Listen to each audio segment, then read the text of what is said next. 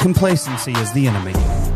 Compassion is the catalyst. They call it troublemaking. We call it the blueprint. Welcome to the Unapologetic Disruptor for Good, the podcast for the restless, the relentless, and the ones too loud to be ignored. We aren't asking for permission to change the world. We're just doing it. My name is Matthew Portel, and I am the host of the Unapologetic Disruptor for Good podcast. Let's get uncomfortable.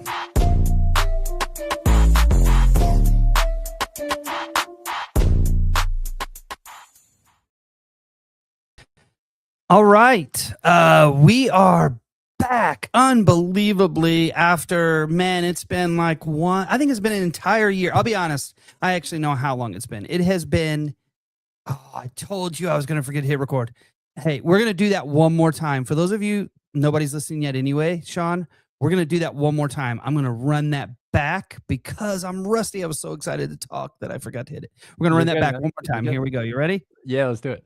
Let's do it. Here we go. Let's see. Oh, come on, will it do it? Man, nope, that's the outro. Sorry for those two people that are on here already. Let's see. How do I do it? How do I do it? Let's see. Man, I know I was going to forget. Oh, man. Here it is. Are you ready? We're going to do it again. I'm going to hit record. Complacency is the enemy. Compassion is the catalyst. They call it troublemaking. We call it the blueprint.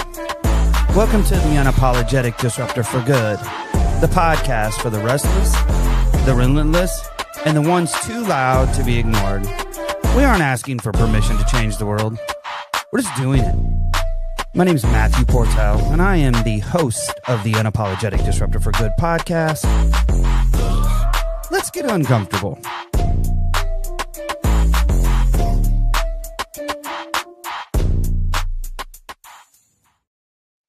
All right, here we are on the first podcast episode in over a year. Actually, it's been right at a year. I was looking at the platform and trying to get some information updated and things. And I looked back and I thought a year ago, last week, I recorded an episode. And it was the last one I recorded for an entire year. And I remember being in that space last year where it was my first year being back as a principal. It was overwhelming, to say the least. That is an understatement. And I had great intentions and I had terrible follow through. However, I am definitely back for the podcast, and I cannot wait to get it ramped up again. We already have 10 guests lined up until April. And this is the first episode back. So I am going to welcome everyone back to listen across the globe, to my friends over on the other side, the far side of the pond in Australia and New Zealand. It was great to go visit you again last October, to be in Brisbane and be at the conference and shake hands and give hugs and all that great stuff. And all of our friends across the states that have been listening for many years, I just really appreciate the support that has been given. And I welcome you all back to this, to the podcast. And I'm so excited to kick it off. And here's the thing. This first guest that I have back, I sent an email out, and within minutes, this person automatically went ahead and signed up. And it was the first one. And I will tell you, I was very excited that this guest signed up first, because I talk about the episode that we recorded 3 years ago all of the time. I love nothing more than when I have someone on that makes my brain just makes my brain fire and makes my thoughts go, okay, I never thought about that, or I didn't understand that way. And man, this really does have a great impact on me and anyone. And when Sean was on here, that's exactly what happened when he went into the science of what we're going to talk about tonight. So tonight's guest is the co-founder of INHABIT. His name is Sean. He is a leader in breathwork, visualization, and mindset training, dedicated to guiding individuals towards the highest potential. With a mission to elevate human consciousness and performance, Sean has personally trained over 9,000 remarkable individuals in INHABIT breathing methodologies, from elite athletes and visionary entrepreneurs to inspired artists and passionate educators. Well, Sean, that is a lot more people than when you were here 3 years ago. So welcome, man. Tell us how you've been. Tell us a little bit about that 9,000 trained people and the work you do. Matthew, such an honor to be back on, man. I just wanted to say before I kick this off that the reason why I responded, I think it was literally within 10 minutes and picked the first spot, was that you had an impact on me. The work that you've done with Trauma Informed Educators Network, the work you're doing as an elementary school principal, your book, you're making moves, man. And you're really one of the good ones that is creating a tremendous ripple. So, brother, it's an honor to be back. And I'm just excited to talk to you about all things breath, visualization, and helping to further unlock the genius in children. Well, before we even recorded, you were like, hey, well, actually, I said, hey, do you remember the last time you were on? You did some guided breathing.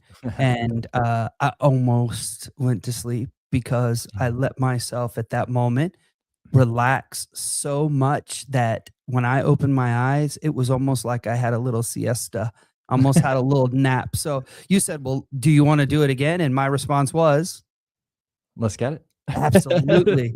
So let's start that way. I think that's a great way to start this new podcast. And if you're listening, whether live or you're listening on the podcast platform, I want to encourage you to engage in this little couple minute session. Unless you're driving, do not do that. But once you stop, I want you to go back to the beginning of when Sean is going to start leading us through this, because I will tell you, when you get these practices and you do them regularly, it will change your life. And I don't say that facetiously. I literally mean your life will be changed, because I've had that experience myself. So Sean, I'm going to turn it over to you. Wow, the dream intro. Thank you, man. I appreciate it. So just as an introduction to this, everybody, there are 5 key pieces to proper breathing. And I'm just going to walk through that quickly, and then we'll get into our guided practice. And like Matthew said, even if you are driving, you can obviously have your eyes open and follow along. But if you do want to come back and do it with the eyes closed and be able to tap in deeper, would definitely recommend that. So the 5 key pieces of proper breathing. Step 1 is to have proper tongue placement. So you want the tongue to be placed on the roof of the mouth, with the tip of the tongue just behind the top teeth, and your teeth are slightly spaced apart and your lips are closed. Tongue placement is key for jaw stability and having efficient breathing. Step number 2 is breathing in and out through the nose. You get anywhere from 15 to 20% more oxygen uptake in the blood. Breathing through the nose helps to filter air, it humidifies it. It's absolutely essential. You also release 6 times as much nitric oxide breathing in and out through the nose. Huge, because nitric oxide acts as a vasodilator. So it dilates your blood vessels, and it acts as a bronchodilator. So it opens up your airways, making it easier to breathe.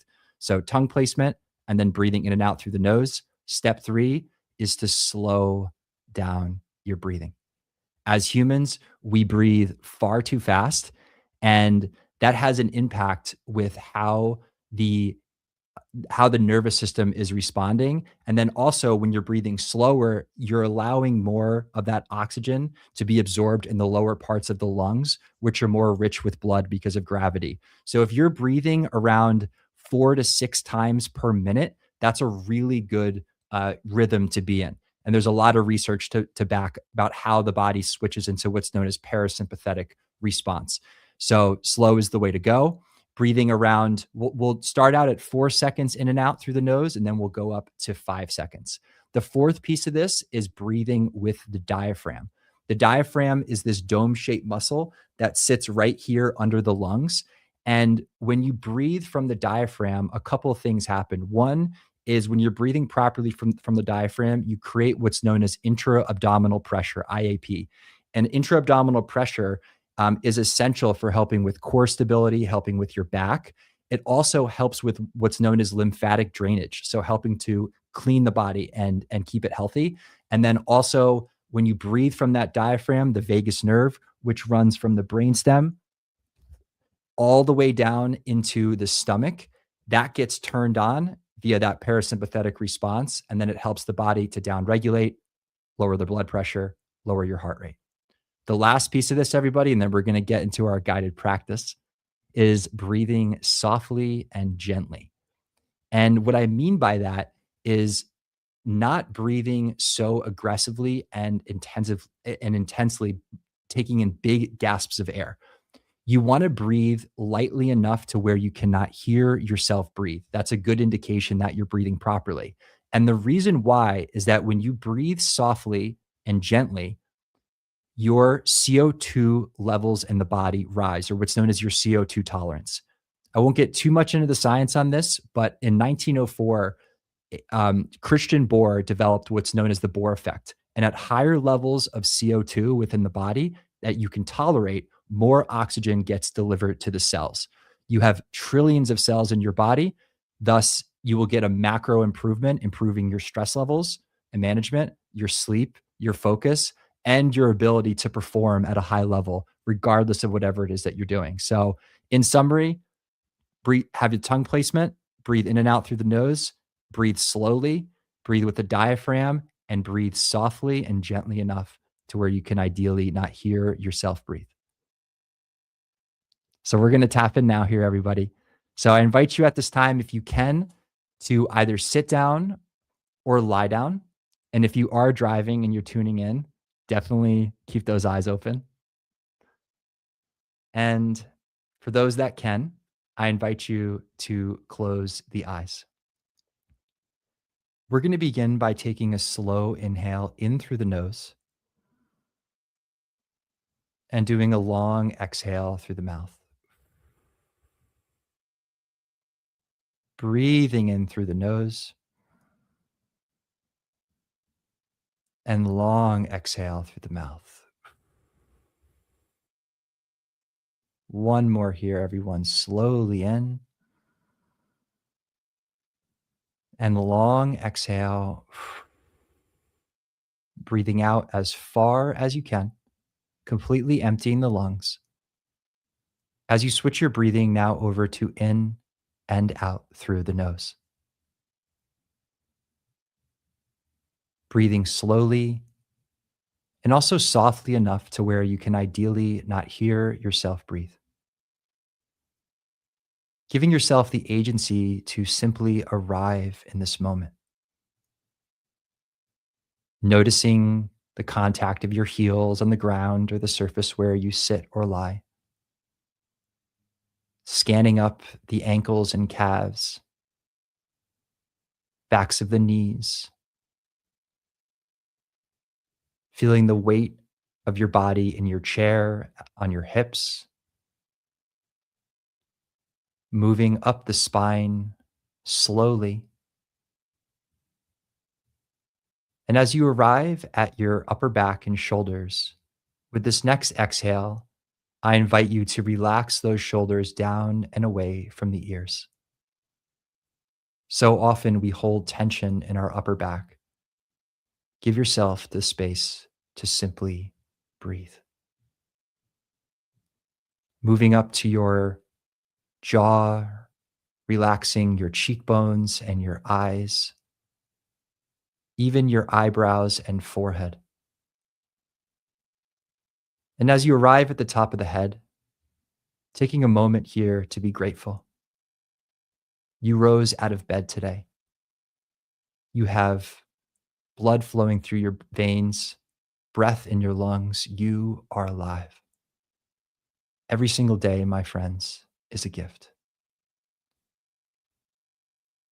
Placing one hand on your upper chest and the other hand on your stomach,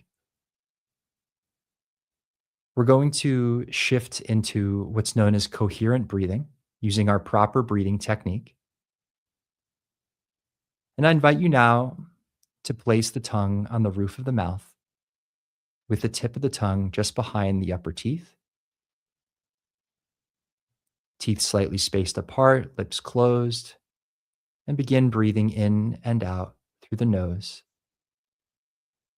Doing your best to breathe into the stomach area, using the diaphragm causing your lower ribs to expand outwards as you breathe in. And as you exhale, feeling that hand on your stomach fall. If there is movement in the upper chest, a little bit, that's okay, but doing your best to breathe low into the stomach. And as you inhale, breathing into the side of the ribs and even into the lower back, creating that full 360 expansion. We're going to begin with 4 seconds on the inhale and exhale, and then go up to 5. Exhaling this next breath here, breathing out. And inhale softly and slowly. 3, 4. Exhale softly, slowly. 3, 4. And breathe in. 1, 2, 3, 4. And out. 1, 2, 3, 4. And inhale.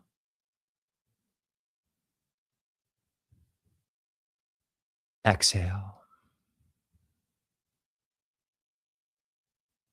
Breathing in. And out.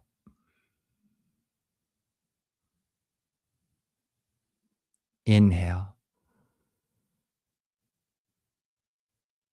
Exhale. Now we're going to go up to 5. Take your time and inhale slowly and softly. 3, 4, 5. Exhale slowly, softly. 3, 4, 5. And breathe in.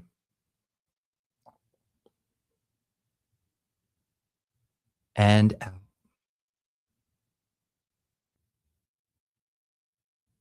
Inhale. Exhale. We're going to do 2 more here. Breathing in, feeling that expansion of the stomach, the lower ribs. And exhale, letting everything go. Last one here, my friends. Breathing in. And exhale, breathing out as far as you can, completely emptying the lungs. As you place your hands now back on your knees and just taking a moment to observe, noticing the quality of your mind, noticing if there may have been a shift in tension within the body or energetically. We take around 20,000 breaths every day, but not all breaths are created equal. Coming back to this technique constantly, when you're in the car, when you're at work and have a moment in between writing emails, you're on a walk, finding the space to return to the breath lowers our stress, improves our focus, and enhances the quality of our life. Breathe well. And now, lastly, as we close out this session, I invite you to visualize yourself tomorrow bringing this calm, bringing this collective presence into your day, interacting with your family with patience and connectedness and openness, delivering on what you need to do, whether in school or in your profession at a high level with focus and depth of knowledge. And remembering to return back to the breath in the midst of your day. Bringing in the senses, if you can, making it as real as possible, seeing yourself in the first person, and then even shifting out to the third person, a bird's eye view of yourself going through these actions.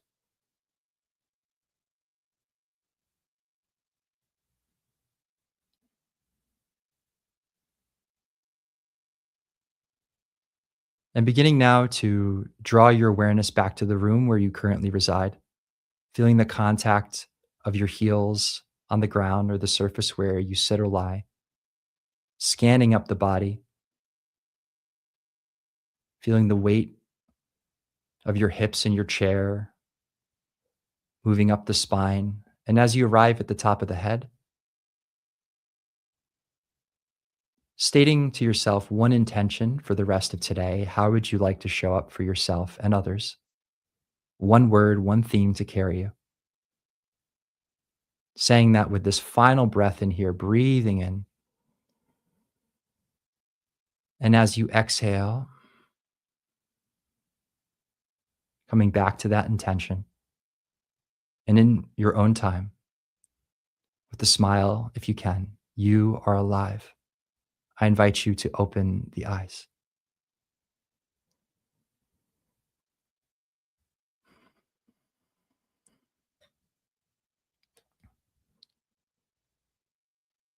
How are we doing, Matthew? Thank you for coming. You all have a good night. I am done for the night. No, I'm telling you, exact thing as last time, Sean. Like, you make me think this is practice that should be happening every day, and it has to prioritize. We have to prioritize it as people. I'm not going to joke. I'm not joking you. I'm telling you, I saw swirly things in my head as I was just letting it go. And it's incredible.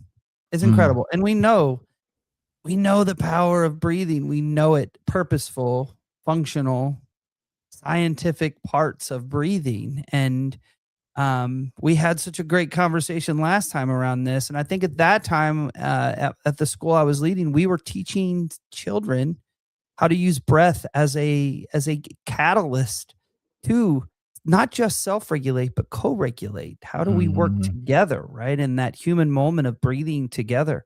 It's just incredible. It's incredible. So tell me about, I mean, seriously, my brain is so relaxed. I'm trying to think, and it's like, why don't you just lay down, right? But tell me more about the work you've done and you're doing, and how it's all fitting into the work that you see happening within schools or within the training that you do. Just tell me more about what you've been up to. Yeah, absolutely. So, yeah, 2023 was the last time that we had a live conversation. It's just crazy how fast 3 years go.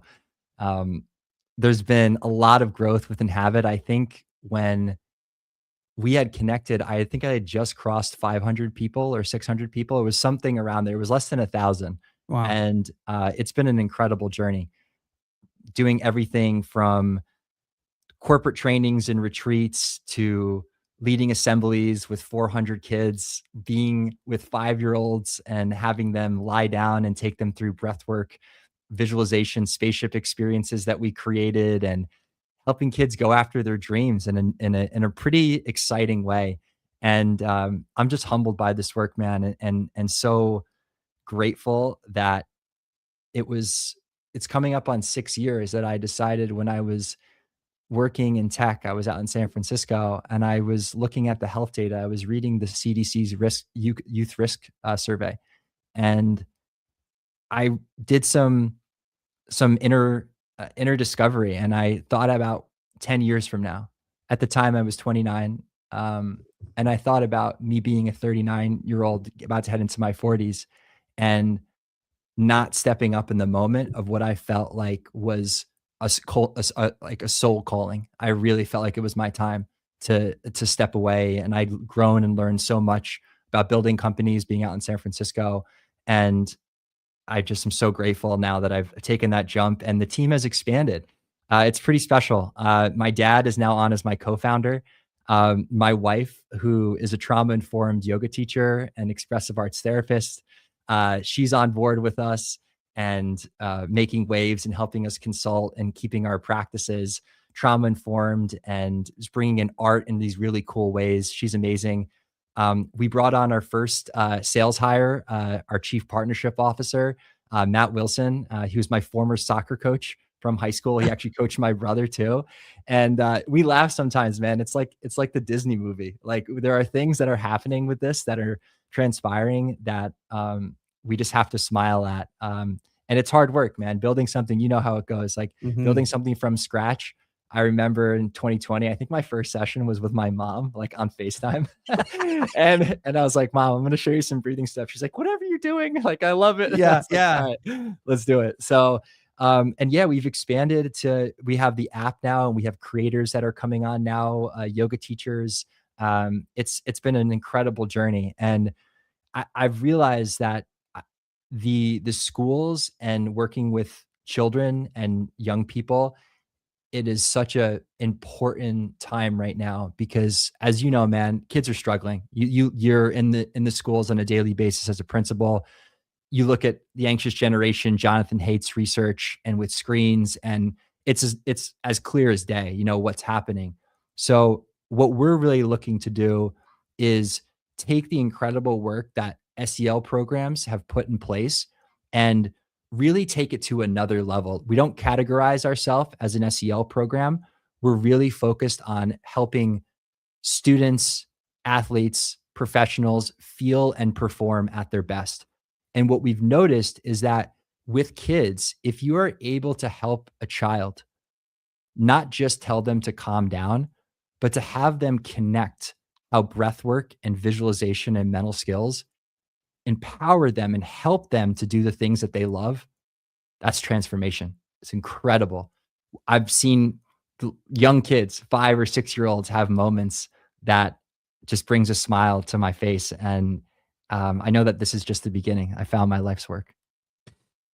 Man, I mean, that is all that you just said. My head just kind of exploded because when you had really been digging in the first time that we spoke, and the fact that you have brought your dad, your wife, and your soccer coach in, because I can only imagine when you were like, you know what, guys, I've decided to just put it out there. I'm going to start doing breath work with folks, and they're probably like, okay. Now it's like, I told you this. And your wife being a trauma informed therapist, I'm sure she understood it for sure. But I mean, it is incredible. And I did mention just a second ago that, you know, my previous school, we did teach kids the power of breathing, and it was through an organization locally. And I can tell you, it changed the school in 1 year. And that started from doing group breath work to moving into the classroom and explaining to students how you can use breath in the moment in the class when you're feeling overwhelmed, stressed, and what happens in your body. And it's by no chance that year we became a reward school for the academic performance that we had. It was it Wow. wasn't by chance. And it's funny because this idea of using breath in the way that you just described can be disruptive in some spaces, because I'm in Tennessee and it's disruptive for us to say, you know what, we're going to teach kids these breathing techniques. And Lord forbid you use the word yoga, right? They're like, oh, yoga, right? But we know this is the human body's response, and how the polyvagal nerve and the vagus system, it's how it regulates itself.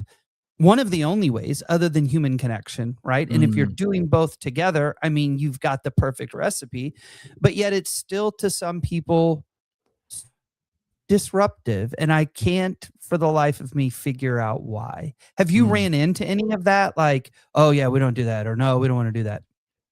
We've been accepted with open arms, man, in schools. And I'm just so grateful. I work with we all do incredible partners here in New Jersey and in the Northeast. And one of the things that's helped is that when we talk about these skills, we talk about how it ties to performance. And what you just described about becoming an award-winning school and being able to change the academic nature is exactly what transpires. And what we found, and it was something that I've really gone deep on these last 3 years, and it doesn't matter whether I'm helping a CEO prepare for a keynote or a high-level athlete get ready for a game. I know that you just saw Harrison last week with your son with varsity, and he's doing awesome stuff there. And This is what we have found, is that when you do, and there's research that supports this, of course, when you do breath work, what happens from a brainwave perspective is that your brainwaves slow down. And so right now we're in beta brainwaves, but as you start to move into alpha and into theta, the subconscious mind becomes more open. And the subconscious mind holds our programming. So if you, for example, I'll work with students and I'll have them, because so many kids even start to feel stressed and anxious about raising their hand and speaking their truth. And that, to me, like, it's fundamental. Like, I want kids to feel powerful. And I know that we're on the same page with that and unlocking their genius.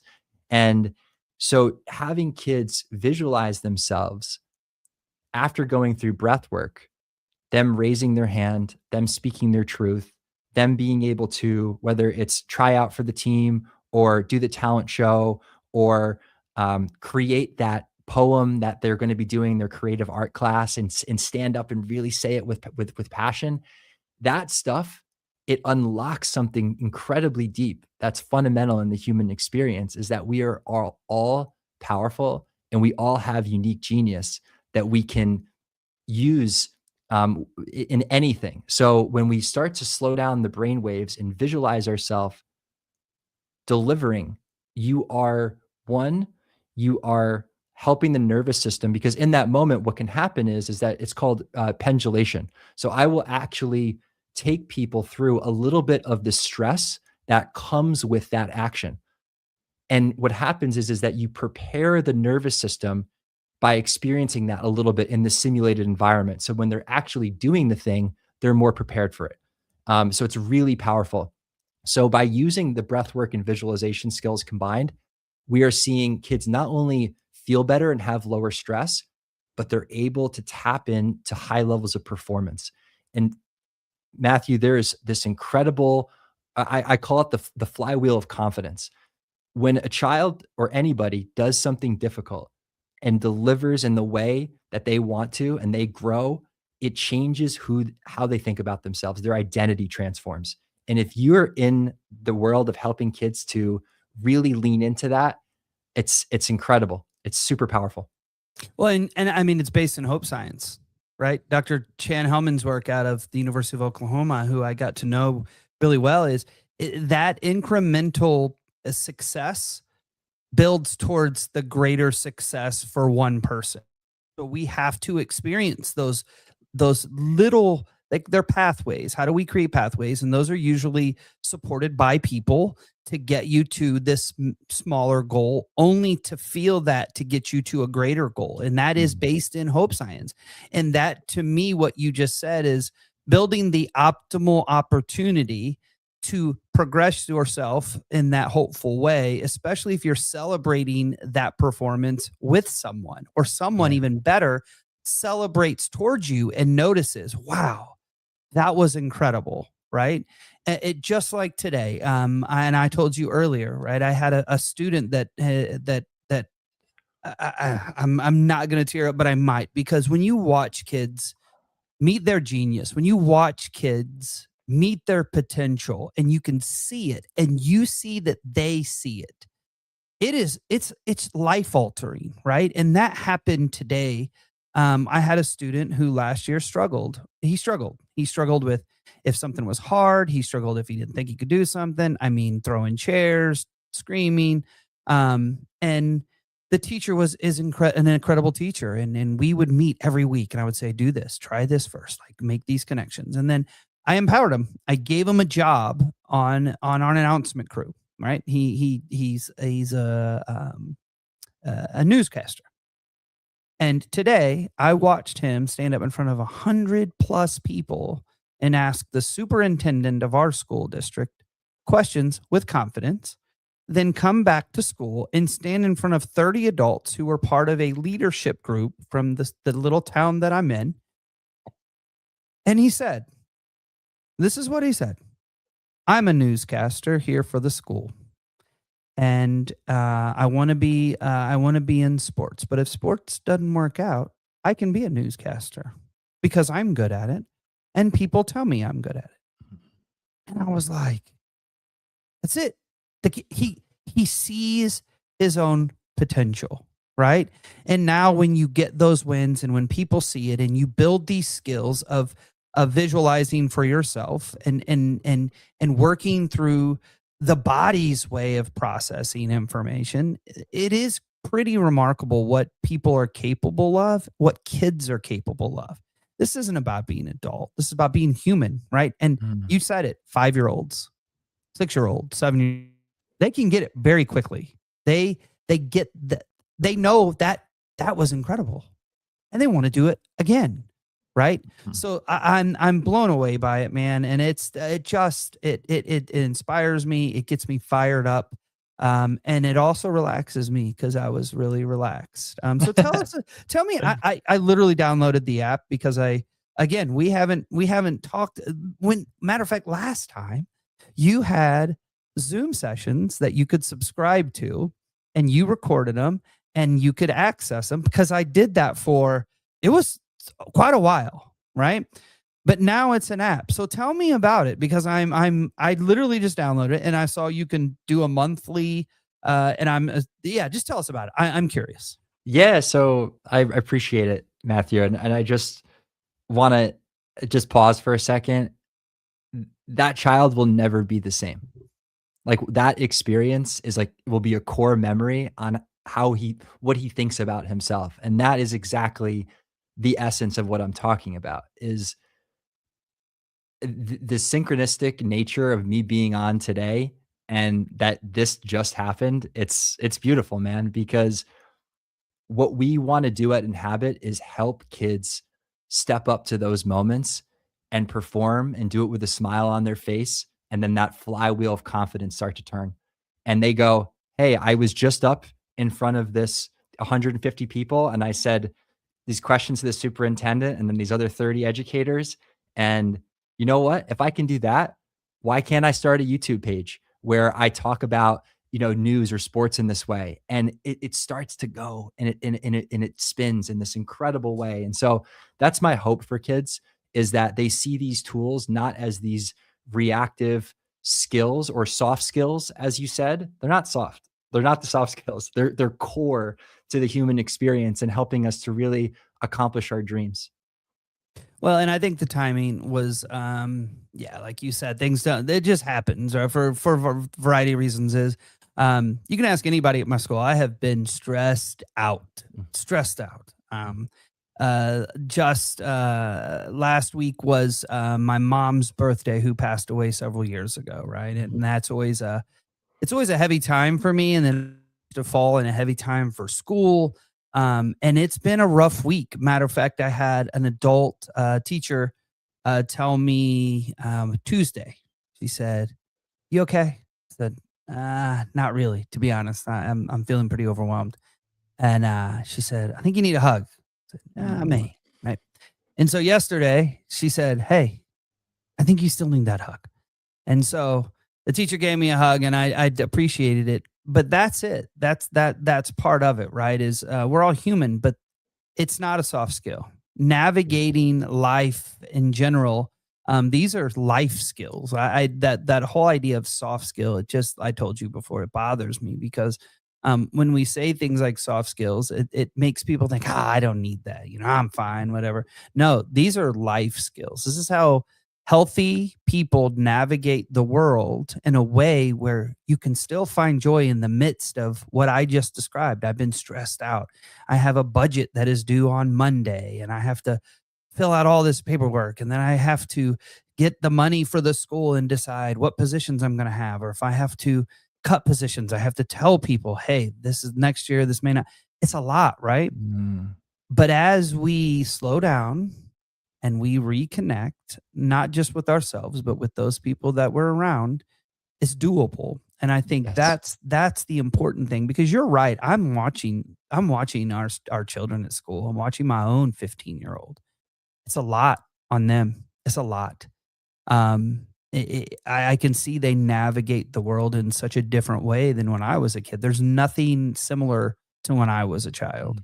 And so these skills are going to be even more important because the pace of which we are moving is all gas, no brake. Yes. And our kids cannot function in a world where it's all gas, no brake. Mm-mm. It's not realistic. We weren't designed for that.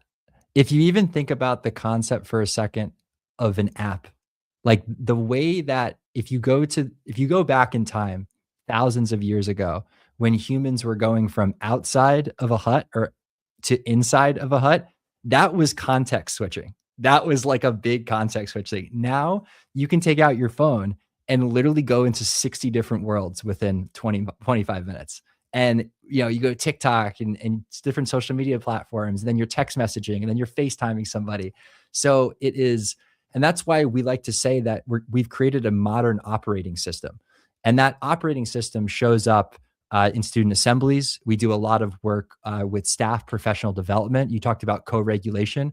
We talk to teachers and staff. You're tuning forks for these children. If you can show up in a space where you're down-regulated yourself, this can act as a classroom management tool in a really profound way. And so that's what we're empowering teachers with, is to not only first, of course, we talk about put the oxygen mask on yourself, get into these small little breathing habits and visualization habits that can, like you said, quite bluntly, change your life. Like you get started on that, it's huge. And then when you come into the classroom with that space and in that energy, the kids feel that. And what we then want to do when our sessions is we turnkey little simple breathing and visualization and mental skill strategies that can show up in the classroom. And so then we're doing staff professional development. We also work with parents. And this is run with my dad. My dad specializes in this area because we believe in what we refer to as the three-legged stool. If you want a community to thrive, it's staff, it's students, and it's parents. And if you can get all three of those stakeholders with shared language and a shared vision and getting everybody on the same page, that's how you can create change. So when we work with communities and districts, that's what we talk about. And the message is resonating, man. I'm really excited about it. And a lot of big shout out to Matt Wilson, who's our chief partnership officer, former superintendent, former principal. He worked in ed tech for 10 years. So he knows the education space really well. And he's been amazing helping to consult and helping with our programming. And then just back to the app and your question and for your audience, just to have a little plug here, you get a free month if you put in Disrupt. So if you don't want to check out the app, if you want to check out some meditation and breathwork videos, yoga videos, we're putting on more movement, stretching, and exercise videos as well. Feel free to go and check that out, and we'll obviously put the link in the show notes for folks. But yeah, it's big. And one more thing I do want to mention on this, just while I have the microphone right here, because I'm using this more and more these days, is we have been creating custom breathwork and visualization tracks for people that are tailored to folks' goals and the emotions they want to experience and challenges they're looking to overcome. And folks are listening to these on a daily basis. And I really feel like every human should have some tailored version of this that can tell them how awesome they are, that they're loved, that they are capable of accomplishing and going after the dreams that they want. And it doesn't matter whether I'm talking to a parent. I literally have done visualizations where I'm helping a parent have more capacity in visualizing his 2-year-old throwing food for the 3rd time and picking up the jar and showing up in that moment with more patience. So the breadth of this, of how it expands across these different people, it's pretty fascinating, man. And I've been loving it. I mean, it's not going to be 3 years before you come back here and we communicate. And I know we communicated quite a bit after you were on, and I anticipate that being the case. But man, I'm excited to visualize what I'm going to see in the next 3 years from INHABIT. I mean, I think your vision is real, and I know that you're going to see it through fruition, because it takes that type of motivation, and it takes that type of lived experience, and it takes the type of tools that you have built for yourself and others to get there, because it's not easy, right? But I do think that these are tools that our kids must have. Just like they need to know how to read, they need to know how to write, they need to understand the social context of history. They need to understand these things. Moving into the world that we live in, they're going to need these skills in order to navigate it, because you're right, everything is happening and you can be in 60 worlds in 30 minutes. And I will tell you how serious it is well, first of all, my child doesn't have any social media. I'm the worst dad in the world. It's it is what it is, but he does have a phone, but he doesn't have social media. But there was a point in which I had to take his phone. And I'm not kidding you. This is not an exaggeration. It was almost like a heroin addict without a hit. He got so irrational so quickly, that it made me pause for a minute and go, whoa, what have I done as a parent? Because it's not typical. It's not the way he operates. He's a pretty easygoing dude, but man, it was mind blowing. I just sat back and was like, holy cow, the dysregulation that happened was so serious. And so it is benefiting him to be on a team playing soccer. It is benefiting him that he and I go to sports card shows on the weekend. It is benefiting him when he wants to go to a high school basketball game on a Friday night after I've had a long week to say, yes, and I got you, right? I'll go, we'll go. Right. Because we have to also give our kids, my personal children, these experiences that are without these type of things, just being present with people and going to things that he enjoys. So, man, thank you so much. And like I told you, I'm going to ask you one more question, and then we are going to end the show. Man, what 45 minutes goes by so fast when you are having such a great time. So the one thing I'm going to begin to ask every guest when they're on here, and it is, so how do you see yourself disrupting in the future? How do I see myself disrupting in the future? What I'm really focused on is helping not just students and staff and folks in the education space, but athletes, professionals, and all humans, honestly, is to remember how powerful they are, and that we are a species with amnesia. I think that we have forgotten a bit of our power. And I'm disrupting by helping kids and people to be able to use these ancient skills in a modern way so that they can go after their dreams. And this is not just about coping with what's going on, because man, there's so much. We could have 50 podcasts about the challenges of the world today. And I feel for these kids, man, on a real deep level. And I want to give them the skills that they can then go out and disrupt. They can build new systems. They can ideate and manifest the realities that they want to participate in. And when I get up there, man, with the microphone and I'm going around with these 6 and 7 years old, and I'm at 6 and 7 year olds, I'm asking them, what are your dreams? Like, what do you want to be when you grow up? I hear a 7-year-old told me he want to be a quantum physicist. Like, unbelievable. And then I have the kids visualize themselves as that, the veterinarian that's taking care of the dogs, or the quantum physicist that's creating a new equation that helps to unlock something. And so, yeah, that's how I'm gonna disrupt, as I'm gonna use these skills to help people go after their dreams. Man, well, that was fire. I didn't expect my brain to be like, wow, yes. And I 100% am behind you. And I too will. That is my dream too. I want kids themselves and manifest and move forward for themselves. Well, thank you, Sean, for being on. I really appreciate it. We are going to definitely stay in touch. If people want to learn more, they want to get a hold of you, where can they find you? And again, I don't know if you said the app, but if you want to talk about that, just so they have the context and the resource.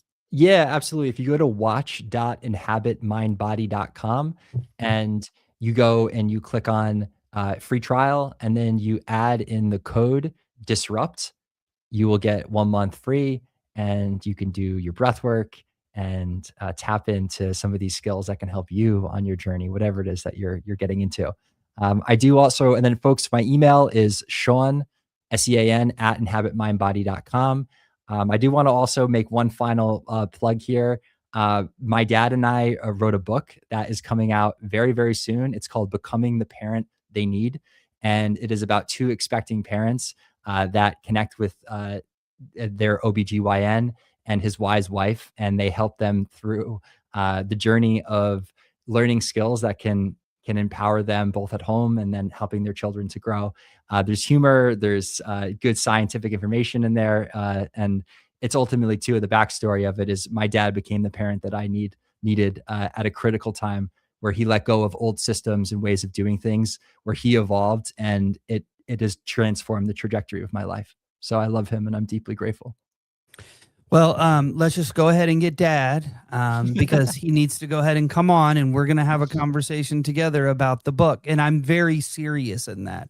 I would love to have your dad on and talk about that book, because I think there's a lot out there that would benefit from that experience and story.